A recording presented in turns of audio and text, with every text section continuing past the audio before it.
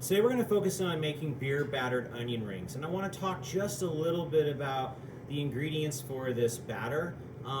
It's a really simple beer batter, and basically it consists of all-purpose flour, a little bit of seasoning, salt, and pepper, and we're going to be using a lager or a beer to provide that carbonation, which is going to be really, really important to get the batter to be nice, light, and fluffy when it fries in the fryer.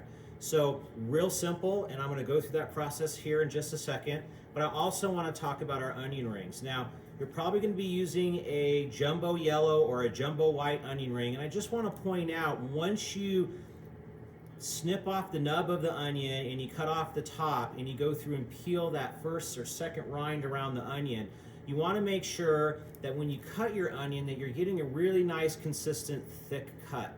The thinner you cut the onion, it's going to be more like a straw versus a thick onion ring. So I'm at probably about 1/2 to 3/4 of an inch as far as thickness on the slices of my onions. Once you slice them, then you're going to take your fingers, and what you'll do is you'll lightly kind of press and pull out each individual layer in each individual slice, and they'll all intermingle like so. And you'll use your fingers and push those out, so you get some nice, nice thick onions. So we have some nice thick beer battered onion rings. All right, so I'm going to push this off to the side. I'm going to grab my mixing bowl again, and let's go ahead and put this batter together real quick. So here I have my flour, so I'm going to put my flour right into my mixing bowl. I'm going to season with some kosher salt, and I'm also going to season with some fresh cracked black pepper. You could also use white pepper if you like, if you don't want to see the speckles, but we'll use some black today. We'll set this off to the side. Once I have that together, I'm just going to take my whisk, and I just want to incorporate the seasoning into all the flour before we start adding the beer. Now remember, it's always better to do a little extra seasoning when you're doing a batter, just because you want some of that seasoning to get onto your product, which is going to help provide it with some more flavor. So even though I added a little more, I think I'm going to add just a little bit more black pepper to this and maybe just a pinch more salt. All right, now we're ready for the leavening, which is going to be using the beer. So we're going to open up this lager. And remember, when you do your onion rings and you're using beer as a leaveners to make them nice and light, you got to work really quick. Once you put this batter together, you can't let it sit for 20 minutes because all that carbonation is going to flatten out and you're not going to have a really good, nice and light, fluffy onion ring. So let's go ahead and put this together. Now, I'm going to add, and I'm going to grab a towel here and put it underneath so that it stabilizes my mixing bowl a little bit. That way when I add my batter, my mixing bowl isn't rotating around everywhere. So now I'm going to add my beer, and I'm just going to start adding it a little at a time because I just want to pull this batter together, and I want to make sure that I have the right consistency.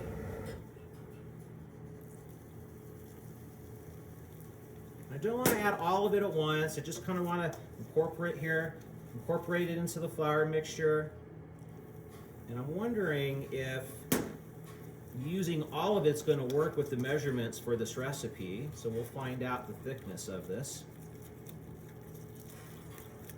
So we're getting there. It's still a little bit on the thick side, so we're going to need to add a little bit more beer to this.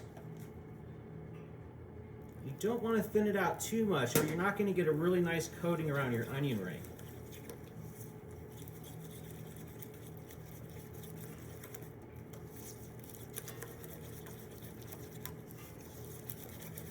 And you want to mix it well enough so that you get those lumps out. We're getting there. I'm going to add just a little bit more beer to this. I'm going to thin it out just a little bit more. And now we're starting to get to that really nice consistency where it's kind of fluid but thick at the same time. And it's just a matter of playing around with your batter and trying to find that right consistency that works for your product. If it's too thin, what will happen is it will slide off your onions and you'll have a very light coating. So this looks pretty good. I'm really happy with the thickness of this batter. I'm kind of happy with the fluidity of the batter, and we're going to go ahead and take this right over to the fryer, and we're going to prepare our beer battered onion ring. So we're at the fryer now, and we're getting ready to do our beer battered onion rings. We need to work a little quickly so we don't lose that leavening. We're double checking our consistency, so we have our whisk here just in case we need to give it one last whisk. Now, A trick on dropping onion rings into the fryer. I've always liked to use a fork, and I'll dip my fork in the hot oil, and I'll use that to hold it with one thumb, like this, and then I can drop it into the fryer really easily without dirtying my whole hand. I'm really only going to dirty my thumb, and my fork's going to do all the work for you when dropping it.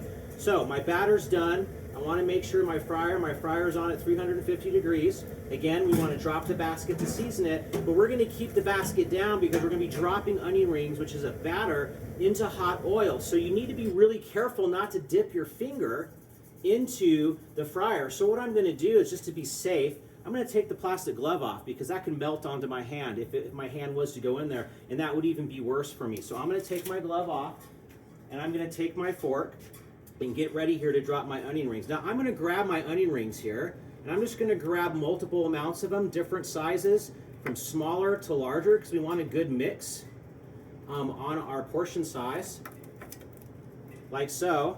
And I'm going to take my fork, and I'm just going to dredge them in this batter. I'm going to flip them over with my fork, that way I don't take the chance of breaking them. We want to work them as little as possible and try to get a really nice coating around these guys. Now once they're kind of dredged and ready to go, you want to have the entire portion in your bowl. So it's nice to work with the bigger bowl. That way we can get them dropped at the same time. So once I shake this up and I give it a flip, I'm going to go ahead and drop. Now when you drop this, you want to make sure they're coated really well. And before you drop, you're going to hold them in the fryer just a little bit so that they can start to fry and that batter kind of coats around them, and then drop it in. And then you want to work as quickly as possible, dropping them in your fryer, using your thumb and that fork. And you'll see them pop up. You can always shake your basket, and again, you want to try to work as quickly as possible to get them in.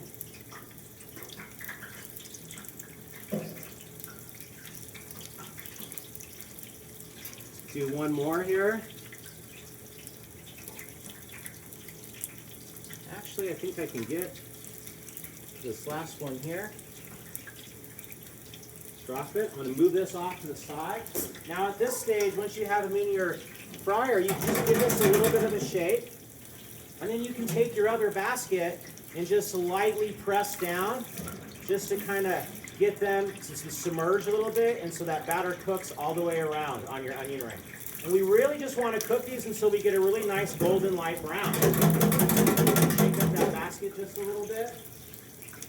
Now while those are cooking, I'm going to move this off to the side, my extra onions and my whisk.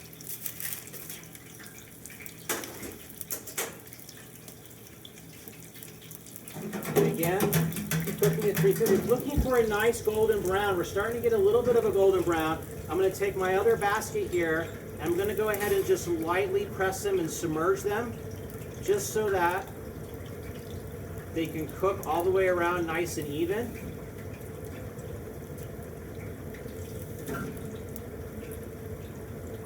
And with something that's really important about onion rings as well is that you want to make sure you have enough coating around them, but you don't want to have too much coating because you really want to be able to taste that nice onion flavor. So I'm getting there. They're starting to turn a little bit of a lighter color. I'm going to keep them in until they get a nice golden brown.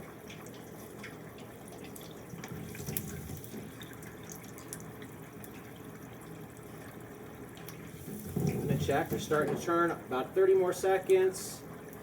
And they're going to continue to cook a little bit. I'm going to pull these up and take a look at them. It's still a little light, so I think I'm going to keep them down for just another 15 to 20 seconds.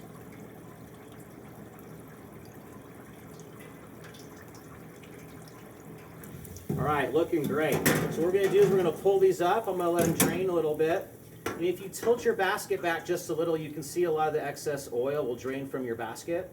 Give them a little bit of a shake, but just be careful. You don't want to damage them because they're going to be a little brittle. So you're going to want to be a little careful when you plate these out. So I have a sheet pan here with a little bit of parchment paper on there for my finished product. And I'm just going to lightly, carefully move them over to this container. You can see we have a lot of the excess batter that fell in there. That's fine. We can always strain that out of the strainer. And I got some nice, beautiful onion rings here. Now, let me grab a quick glove.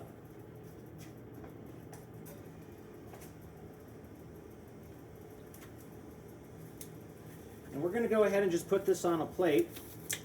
But I wanted to show you, look how nice and beautiful and fluffy that batter is. And we got a nice golden brown. And I have about a portion here. So I have a plate, and I'm going to take my onion rings, and I'm just going to go ahead and put them on my plate. Now, you guys are going to be cooking your onion rings to go with your hamburger.